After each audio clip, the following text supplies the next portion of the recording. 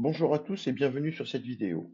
Je m'appelle Cédric et je serai votre guide tout au long de ce tutoriel consacré à l'installation d'une imprimante Zebra pour la première fois sur un poste de travail Windows. Dans ce tuto, je vous guiderai à travers les étapes nécessaires pour configurer votre imprimante Zebra afin qu'elle fonctionne correctement avec votre ordinateur. Que vous soyez novice ou expérimenté, suivez mes instructions pas à pas pour une installation sans tracas. C'est parti! Avant de démarrer, assurez-vous que vous disposez des droits d'administrateur sur votre ordinateur Windows. Ces droits sont nécessaires pour installer les logiciels indispensables à l'installation de notre imprimante Zebra. Il est important de ne pas relier votre imprimante à l'ordinateur. Si vous branchez votre imprimante à un ordinateur via le câble USB avant d'installer le pilote, l'imprimante peut apparaître en tant qu'appareil inconnu dans Appareil et imprimante.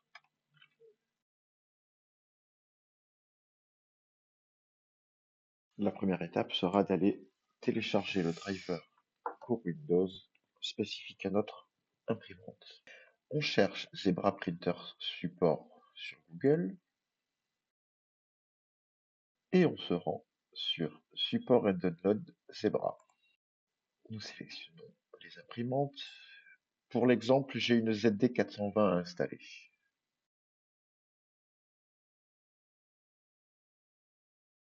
Je clique vers la page de l'imprimante spécifique que je recherche, à savoir ZD420. Mon installation se fait sur une imprimante qui n'utilise pas de ribbon. Je vais donc télécharger la version Direct Thermal Printer.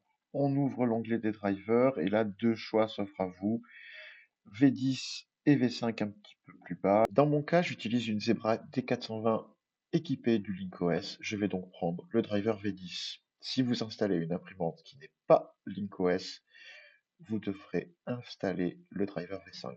Une fois les conditions acceptées, que le téléchargement est terminé, on ouvre le dossier des téléchargements, double-clic sur le fichier que nous venons de télécharger, l'installation commence. Nous pouvons effectuer une installation basique si vous voulez utiliser les paramètres par défaut.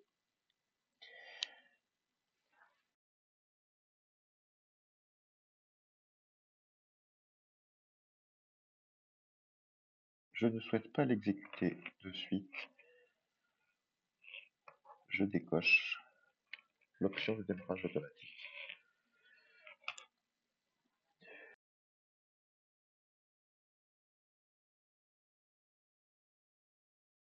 Maintenant que nous avons téléchargé et installé le pilote d'imprimante, passons à l'étape suivante, l'outil de configuration d'imprimante, Zebra Setup Utilities. Nous allons télécharger et installer Zebra Setup Utilities. Pour commencer, effectuons une recherche sur Google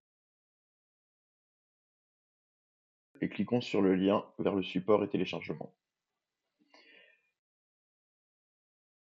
Sur la page suivante, nous trouvons notre logiciel. Il suffit de descendre un petit peu plus bas et de cliquer sur le lien de téléchargement.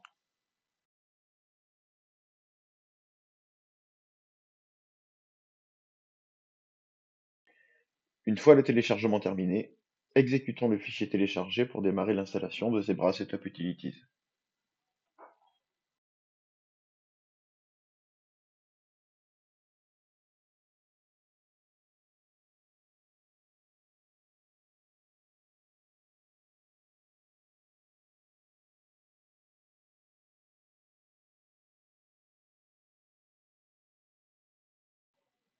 Maintenant que Zebra Setup Utilities est installé, nous allons installer l'imprimante et la configurer. Nous pouvons lancer Zebra Setup Utilities en utilisant le raccourci disponible sur le bureau.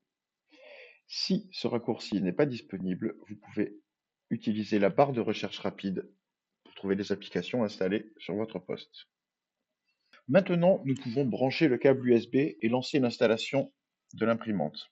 Je choisis Installation manuelle, suivant, Installer l'imprimante. Nous devons accepter les termes. Et dans la liste des imprimantes disponibles, je choisis ma ZD421. Lors du choix du port USB que vous utilisez sur votre ordinateur, si vous ne savez pas lequel utiliser dans la liste, vous pouvez très bien utiliser l'USB 1 par exemple, terminer l'installation.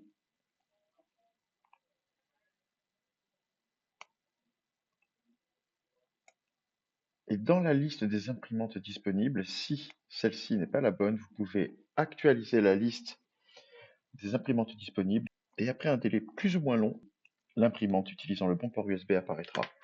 Si vous avez besoin, nous allons voir comment changer la langue de Zebra Setup Utilities. Pour ce faire, vous allez dans Options, vous choisissez Français, OK, vous fermez et lorsque vous rouvrez Zebra Setup Utilities, il est en français. Nous allons maintenant calibrer l'imprimante. Il nous suffit d'ouvrir les outils de l'imprimante et dans l'onglet Maintenance, appuyer sur Calibrer.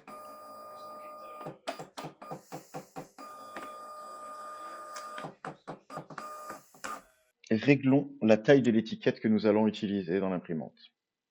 Double-clic sur l'imprimante que nous paramétrons. Pour la démo, j'utilise des étiquettes de 100 par 100. J'utilise donc 100 mm en largeur et 100 mm en hauteur. OK. Transfert thermique ou thermique direct, définition de type d'impression. Après avoir double-cliqué sur l'imprimante à configurer, on va dans les options d'impression et on définit la méthode d'impression. Définissons la qualité d'impression. Pour ceci, nous allons utiliser l'outil disponible dans Définir la qualité d'impression. Suivant. Nous ne touchons à rien dans la première modale. Nous cliquons sur Suivant. Pour le test, je vais utiliser un échantillon de 6 étiquettes.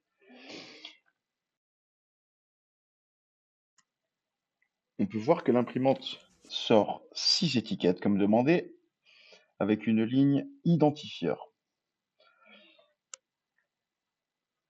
Après avoir vérifié les qualités d'impression, je remarque que, dans mon cas, la mieux imprimée sera là. L'étiquette avec l'identifiant AE, je lui dis, et comme on peut le constater dans les outils de configuration, la vitesse et le contraste de l'étiquette AE ont été appliqués. Nous pouvons imprimer une étiquette de test. Double-clic sur l'imprimante. Page de test directement depuis l'interface. OK. Notre configuration est terminée.